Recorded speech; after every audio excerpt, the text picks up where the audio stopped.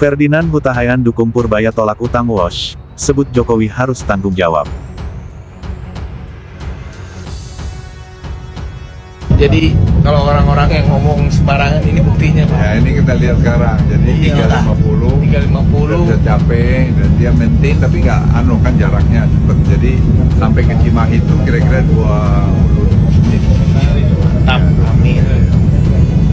Bentar itu ya. Rasanya gimana? Gimana rasanya? Jangan saya.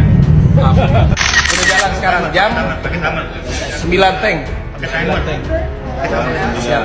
9. Kita lihat jam 9. Kata Pak Luhut tadi harus lihat kecepatannya nanti Pak ya. 30 lihat tuh.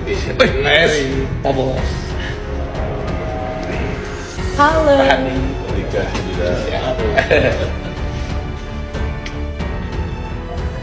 Naik kereta cepat Jakarta Bandung. Pak Erik keren. Sama-sama. Alhamdulillah. Kerja keras semua pihak. Betul. Ada dia. Naik kereta cepat. Saya orang Bandung Pak, jadi bangga banget nyampe ke Bandung. Siap, naik kereta Pak. Betul. Iya ya, Pak Gubernur. Jawa Barat, Bandung. Kereta kita nih.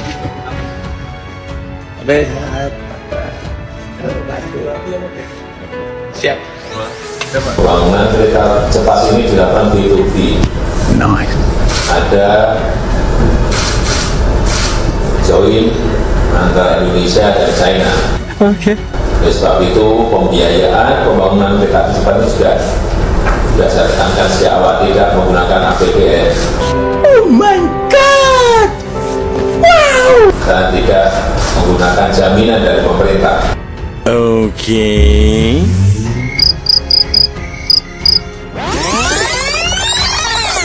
Ada subsidi, baik yang namanya kereta bandara, baik yang namanya Transjakarta, baik yang namanya KRL, baik yang namanya kereta api, baik yang namanya LRT, baik yang MRT, baik yang kereta cepat, semuanya harus ada subsidi. Lu tak mau kenal kok bocor sih.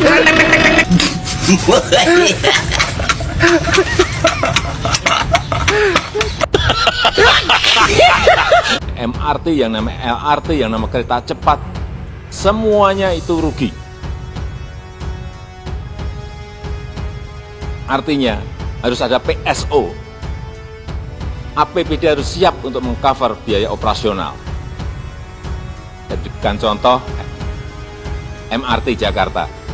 Itu setiap tahun keluar 800 miliar untuk penuh loh itu. Untuk menutup biaya MRT. Betul Pak Heru? 800 ya. Dan hitungan saya, kira-kira kalau semua jalur nanti selesai, kira-kira APBD harus keluar 4 triliun. Tapi, yang Bapak Ibu harus tahu, kalau nggak ada MRT, nggak ada LRT, nggak ada kereta cepat, itu kita kehilangan setiap tahun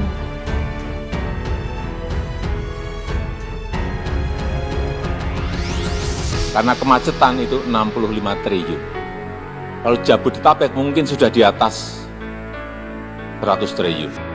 Terkait WOS Pak, pembayaran menggunakan APBN, Saya nggak tahu, katanya itu kan WOS sudah dikelola oleh Danantara kan.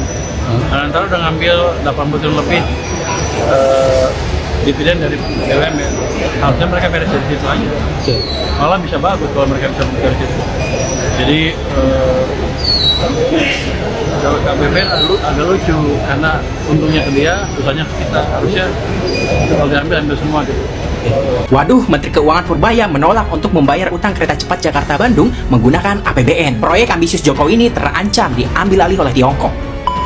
Proyek kereta cepat Jakarta-Bandung nampaknya menjadi bom waktu bagi keuangan negara. Bagaimana tidak, proyek ambisius Jokowi ini selain dinilai tidak efektif, tapi juga sama sekali tidak memberikan keuntungan kepada negara. Dan justru hanya menimbulkan kerugian demi kerugian dan sangat membebani keuangan negara. Proyeknya merugikan, sama sekali tidak memberikan untung, sementara biaya perawatan proyek ini tuh sangat mahal. Kalian tahu berapa utang proyek ambisius Jokowi ini kepada Tiongkok?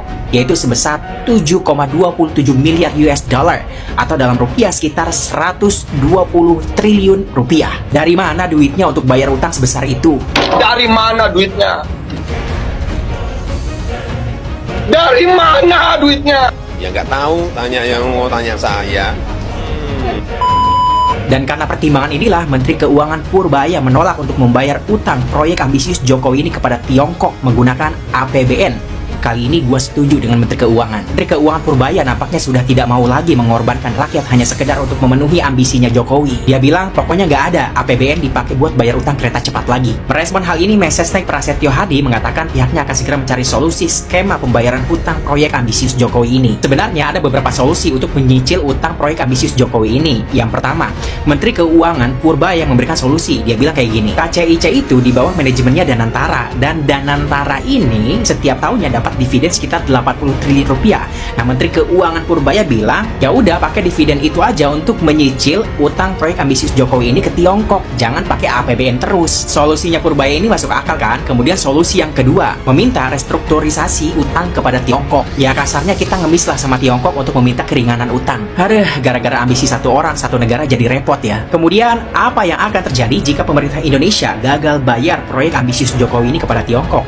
Ya, proyeknya akan diambil alih sepenuhnya oleh pihak Tiongkok. Ini nampaknya memang menjadi rencana awalnya Tiongkok ya, ingin menguasai proyek di Indonesia dengan menggunakan strategi jebakan utangnya. Udah banyak negara-negara yang terkena jebakan utang Tiongkok, dan kali ini Indonesia juga kena perangkap jebakan utang Tiongkok. Gara-gara Jokowi terlalu ngebet dan terlalu ambisius ingin punya proyek kereta cepat di Indonesia. Tapi dampak panjangnya nggak dipikirin. Sebenarnya dari dulu proyek ini memang sudah bermasalah. Banyak para ahli yang sudah mengingatkan Jokowi, proyek ini adalah jebakan utang Tiongkok. Kalau kita terperangkap dalam jebakan ini, maka kedepannya ini akan menjadi seperti bom waktu. Dan benar saja, sekarang terbukti proyek kereta cepat Jakarta-Bandung Wush, proyek ambisiusnya Jokowi, hanya tinggal menunggu kebangkrutannya saja. Kemungkinannya hanya ada dua, pemerintah Indonesia terus nobokin utangnya dengan mengorbankan kepentingan rakyat, atau proyek ini diserahkan, diambil alih dan dikuasai oleh Tiongkok. Kenyataan pahit yang harus ditelan oleh bangsa Indonesia karena ambisi seorang Jokowi. Kereta cepat Jakarta-Bandung tampaknya akan menjadi malapetaka baru bagi bisnis investasi di negara kita. Kita mengetahui bagaimana sekarang kereta api cepat ini gagal dan hampir tak mampu lagi membayar utang, cicilan, pokok dan bunga dari nilai investasi yang ada. Proyek ini memang sejak awal adalah proyek ambisius yang boleh kita katakan terlalu dan sangat dipaksakan. Dari banyak analisis, perhitungan, kajian, dan risiko kemampuan membayar utang atas proyek ini, banyak yang mengatakan dulu tidak akan sanggup, tidak akan mampu, karena besarnya nilai investasi yang dibuat untuk menjadikan proyek ini menjadi nyata. Tetapi Joko Widodo, sang Presiden Republik Indonesia, yang kedunguannya sangat tebal, memaksakan proyek ini harus jadi dan nyata. Karena ambisi di dalam hati dan pikirannya, Jokowi ingin meninggalkan sesuatu yang monumental dalam masa jabatannya. Kereta cepat, IKN, ini adalah dua hal yang sangat diinginkan oleh Jokowi, ditinggalkan bahwa dunia akan melihat di zaman Jokowi lah ada istana asli Indonesia dan ada kereta cepat. Dan ternyata semua sekarang menjadi masalah dalam keuangan negara kita. Saya mendukung Purbaya, Menteri Keuangan Republik Indonesia, untuk menolak melibatkan APBN dalam membayar cicilan utang kereta cepat Indonesia. Saya mendukung Purbaya untuk menutup pintu bagi pembayaran utang kereta cepat Indonesia menggunakan APBN. Ini tidak boleh dilakukan. Biarkan mereka memikirkan caranya sendiri, karena dulu memang proyek ini kan sudah banyak yang menolak, menyatakan tidak akan mampu, tidak akan sanggup. Saya ke Pak Agus karena Pak Agus saya tahu bahwa turut terlibat dari pitching kebijakan ini sejak awal. Mungkin Pak Agus bisa cerita sebenarnya bagaimana dulu awalnya ketika memutuskan untuk tender Wush ini dengan Cina.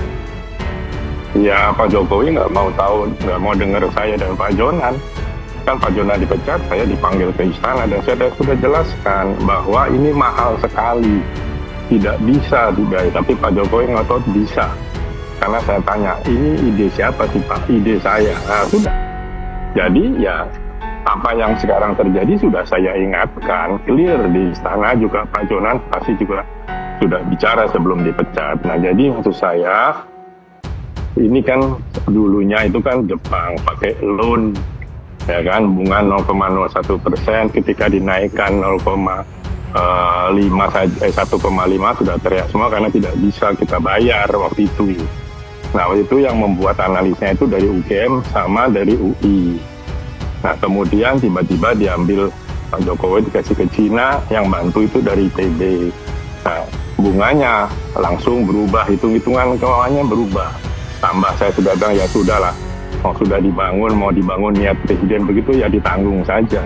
Dan terakhir, ketika Wika, tadi kan konsorsium BUMN itu Wika ketuanya, tapi kemudian Wika angkat bendera putih sehingga diserahkan pada kereta api. Waktu itu saya tanyakan lagi kepada beberapa pihak, ini uang dari mana? Kalau uang kereta api tidak akan bisa membayar.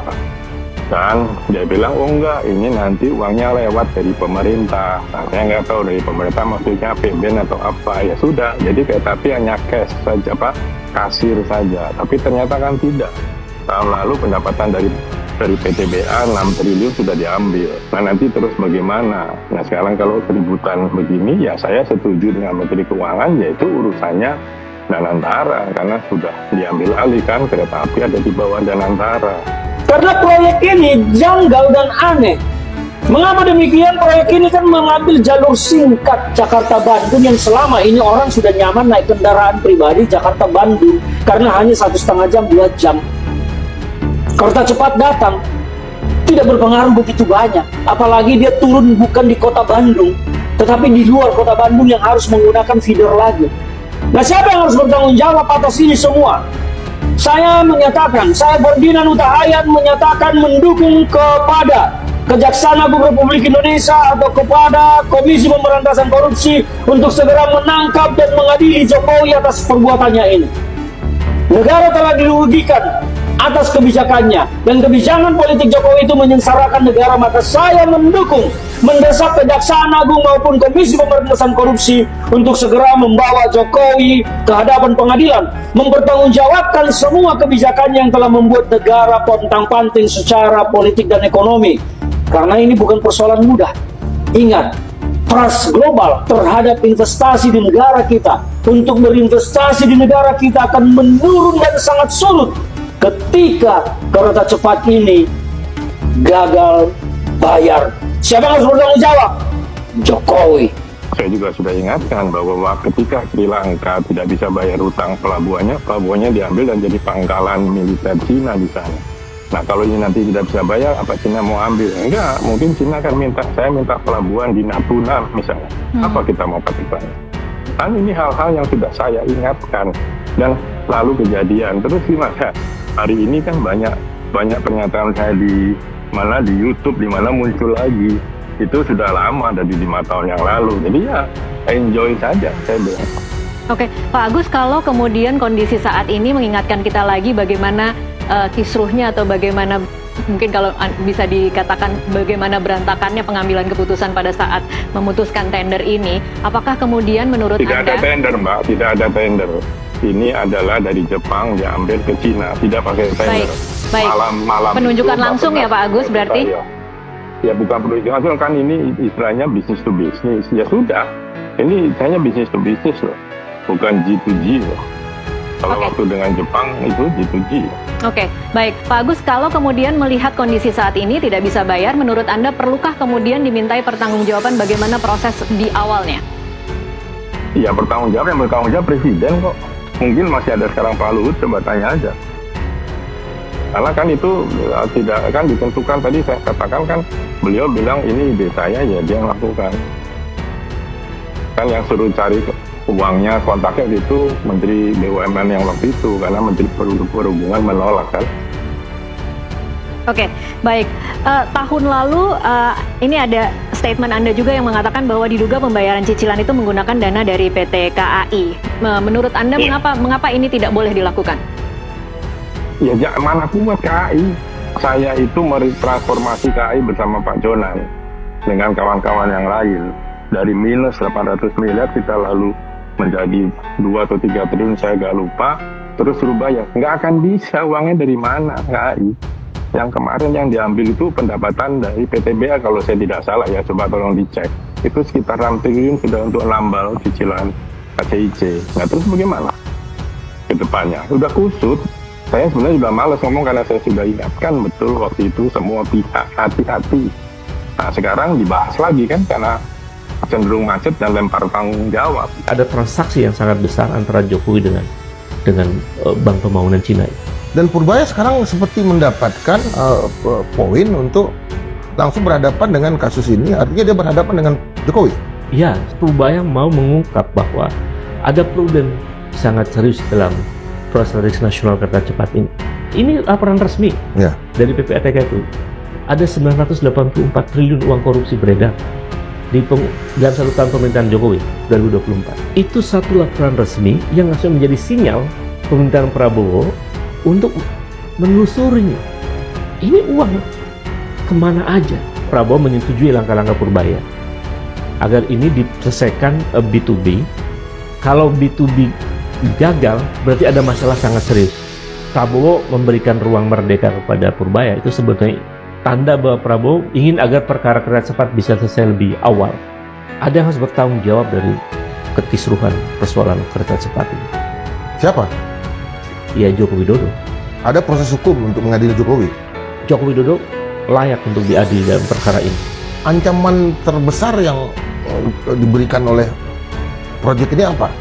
Kalau kemudian proyek ini bangkrut ya, lalu di take over oleh pemerintahan Cina, itu kan hampir seluruh teknologi kereta cepat, hubungan antar kota dan seluruh data itu ya semuanya dalam kendali pemerintah Cina.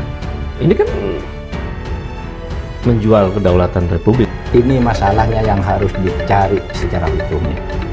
Dulu pada awalnya ya rencana kereta api cepat yang kemudian bernama WUS ini adalah perjanjian G2G, government to government, antara pemerintah Jepang dengan pemerintah Indonesia.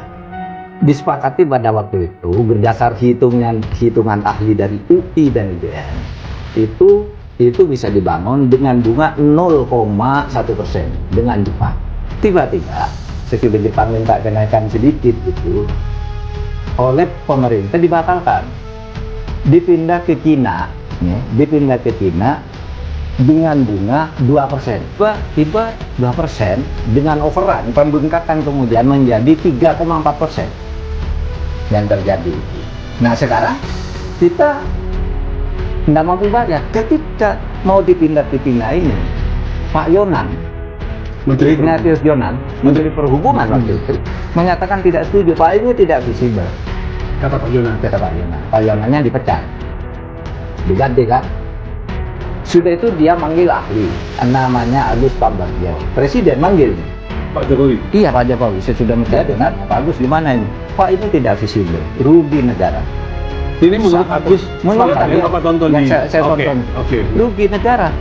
Ini atas ide siapa? Kata Agus. Kok bisa dari begitu dan biayanya besar? Atas ide saya, kata Jokowi.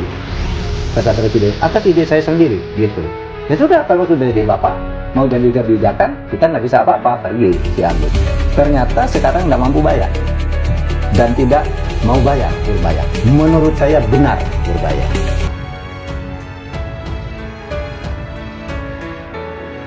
Politikus PDIP Perjuangan Ferdinand Huta Hayan yang sempat menyinggung sikap Menteri Keuangan Menke Purbaya Yudi Sadewa kini mendukungnya soal menolak utang proyek kereta cepat Indonesia-China KCIC atau WOS. Ferdinand Huta Hayan yang dulu mengkritik pernyataan Purbaya saat komentari kinerja Pertamina, kini mendukung sikap Menteri Keuangan terhadap proyek kereta cepat Jakarta-Bandung. Bahkan, Ferdinand Huta Hayan menilai Presiden ke-7 Joko Widodo, Jokowi, sebagai sosok yang bertanggung jawab atas proyek tersebut. Kini, Ferdinand sependapat dengan Purbaya yang menolak pembayaran utang proyek kereta cepat Jakarta-Bandung, dibebankan pada anggaran pendapatan belanja negara (APBN). Kereta cepat Jakarta-Bandung tampaknya bakal menjadi malapetaka baru bagi investasi bisnis di negara kita, kata Ferdinand dikutip dari akun Instagram pribadinya, Minggu, tanggal 12 Oktober tahun 2025. Ferdinand mengingatkan bahwa proyek kereta cepat ini gagal serta nyaris tidak mampu lagi membayar utang cicilan pokok dan bunga dari nilai investasi. Ia menilai kereta cepat Jakarta-Bandung sejak awal merupakan proyek ambisius yang terlalu dipaksakan. Dari banyak analisis perhitungan kajian dan resiko kemampuan membayar utang atas proyek ini, banyak yang bilang tidak akan sanggup karena besarnya nilai investasi yang dibuat untuk menjadikan proyek ini nyata, terang Ferdinand Hutahayan. Namun, Ferdinand Hutahayan melihat Presiden ke-7 RI Joko Widodo, Jokowi, berambisi terhadap proyek tersebut. Joko Widodo sang Presiden Republik Indonesia yang kedunguannya sangat tebal memaksakan proyek ini harus jadi dan nyata karena ambisi dalam hati dan pikirannya, kata Ferdinand. Ferdinand menyebutkan Jokowi ingin meninggalkan sesuatu yang monumental semasa menjabat sebagai presiden. Ia mencontohkan proyek ambisius Jokowi yakni kereta cepat dan Ibu Kota Nusantara (IKN). Ini dua hal yang sangat diinginkan Jokowi, kata Ferdinand. Namun kini, kata Ferdinand Hutahayan, proyek tersebut kini menjadi masalah untuk keuangan negara. Oleh karena itu, Ferdinand mendukung Menteri Keuangan Purbaya untuk menolak melibatkan APBN untuk membayar cicilan utang kereta cepat.